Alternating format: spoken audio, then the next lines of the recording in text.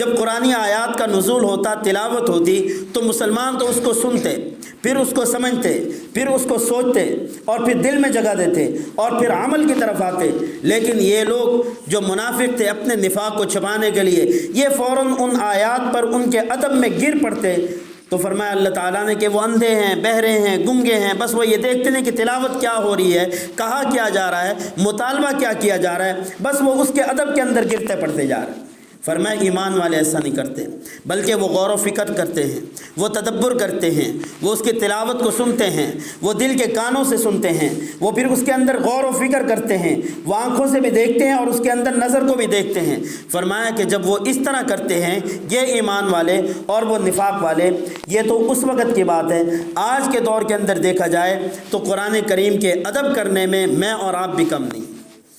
ہم نے اس کو اچھے غلاف کے اندر رکھنا ہے، اونچی جگہ پر رکھنا ہے، اور جہاں پہ ہم اس کو اٹھائیں گے دونوں ہاتھوں سے اٹھائیں گے، آنکھوں سے لگائیں گے، ہونٹوں سے لگائیں گے، سینے سے لگائیں گے۔ گھر کے اندر کوئی محفل ہوگی، برکت کے لیے تلاوت قرآن کریم کی ہوگی، کہیں پہ کوئی مجلس ہوگی، تلاوت پہلے قرآن کریم کی ہوگی۔ عدالتوں کے اندر ہم نے سچ بولنا ہے، جھوٹ بولنا ہے، سب سے پہلے حلف قرآن کریم کا لیا جائے گا۔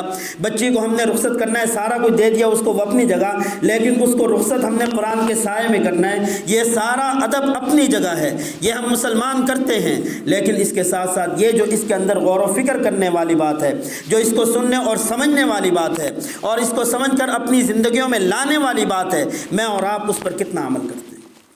آج قرآن کریم کا ایک حکم یہ ہے کہ سود حرام ہے، اور جس نے سود کیا اس نے اللہ اور اس کے رسول کے ساتھ اعلان جنگ کیا ہے، اور جس نے اللہ اور اس کے رسول سے اعلان جنگ کیا اس کی تو ہار پکی ہو گئی، شکست پکی ہو گئی۔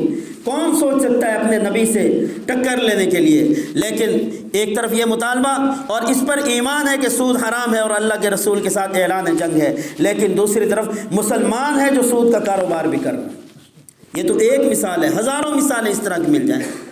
کہاں آج قرآنی تعلیمات ہیں؟ میری ازدواجی زندگی کے اندر ہوں، میری تعلیمی زندگی کے اندر ہوں، میری سفر کی زندگی کے اندر ہوں، میرے کاروباری معاملات کے اندر ہو، میری گھر کی زندگی میں ہو، میرے خاندانی معاملات کے اندر ہو، کہاں ہمیں قرآنی تعلیمات نظر آتی ہیں؟ ادب کرنے میں ہم نے کوئی مقام نہیں چھوڑا، لیکن عمل کی باری آئی تو آج ہر مسلمان ہے مسلمان لیکن قرآنی تعلیمات سے دور ہے۔ میرے دوستو، اس پر مجھے اور آپ کو فکر کرنے کی ضرورت ہے، نظر کرنے کی ضرورت ہے۔ آخری بات عرض کرتا ہوں کہ قرآن کریم کی تلاوت صرف رمضان میں نہیں بلکہ سارا سال ہونی چاہیے۔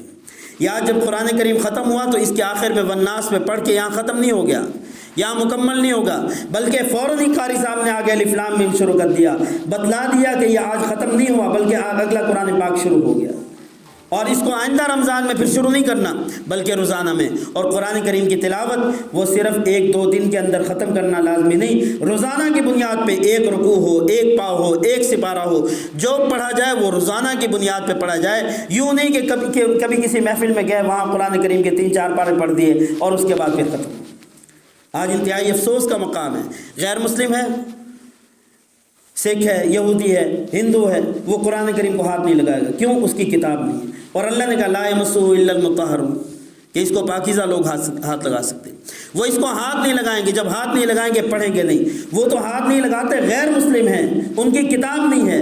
میں اور آپ قرآن کریم کو ہاتھ کیوں نہیں لگاتے؟ ہماری تو اپنی کتاب ہے۔ تو میرے دوستو، یہ دعوت فکر ہے۔ سب سے پہلے میں خود اس چیز کا مخاطب ہوں کہ اللہ تعالیٰ مجھے عمل کی توفیق عطا فرمائے، آپ کو توفیق عطا فرمائے۔ اور میں آخر میں ایک مرتبہ پھر اپنے استاد محترم حضرت اقدس قاری اظہر اقبال رحیمی صاحب کا شکریہ ادا کرتا ہوں کہ انہوں نے دعوت دی۔ اللہ تعالیٰ میرا آنا قبول فرمائے، اور میں امید کرتا ہوں کہ انشاءاللہ یہ اپنی دعاؤں کے اندر، اپنی شفقتوں کے اندر ہمیں بھی یاد رکھیں گے۔ اللہ پاک جزائے خیر عطا فرمائے۔ جزاک اللہ۔